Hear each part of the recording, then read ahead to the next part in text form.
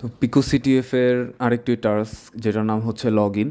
তো লগ ইনে আমি ইউজার নেম এবং পাসওয়ার্ড বিভিন্ন এসকিউএল ইনজেকশন দিয়ে ট্রাই করার পরেও যখন হচ্ছিল না, তখন আমি সেটার সোর্স কোড দেখতে চাই যে সোর্স কোডে কী আছে।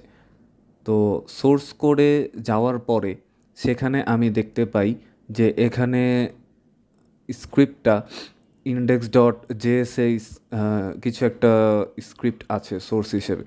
সো ইন্ডেক্স ডট জেএসএ যাই এবং এটা জাভা স্ক্রিপ্টে লেখা ছিল।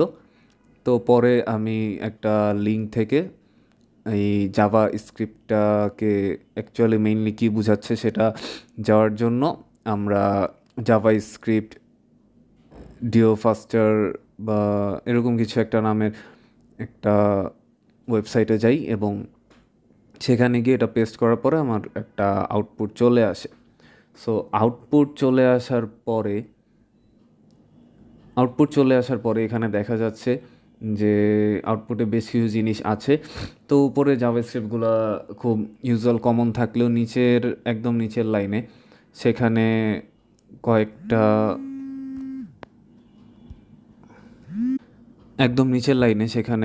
কয়েকটা এনকোডেড ওয়ার্ড ছিল এবং সেটা লেখা ছিল যে এটা নট ইকুয়ালস টু হলে ইনকারেক্ট ইউজার নেম দেখাবে। সো আমি বেস 64 গিয়ে ইউজার নেমের জন্য যেটা লেখা ছিল যে নট ইকুয়াল টু হলে অ্যালার্ট দেখাবি ইনকারেক্ট ইউজার নেম, তো সেটা আমি বেস 64 দিয়ে ডিকোড করার পরে এখানে অ্যান্সার আসে হচ্ছে অ্যাডমিন। তো এই অ্যাডমিনটাকে নিয়ে আমি লগ ইন পেজে যাই। লগ ইন পেজে যাওয়ার পরে আমি ইউজার নেমে যখন দিই তখন আমাকে দেখায় যে ইনকারেক্ট পাসওয়ার্ড। তার মানে আমার ইউজার নেম ঠিক আছে, এখন আমার পাসওয়ার্ডটা জাস্ট ঠিক করতে হবে। তো এটা থেকে আইডিয়া নেওয়া যায় যে বাকি যে পার্টটা ছিল এনকোডের অবস্থায় এটাকে যদি আমি ডিকোড করি ওখান থেকে পাসওয়ার্ডটা পেয়ে যাব।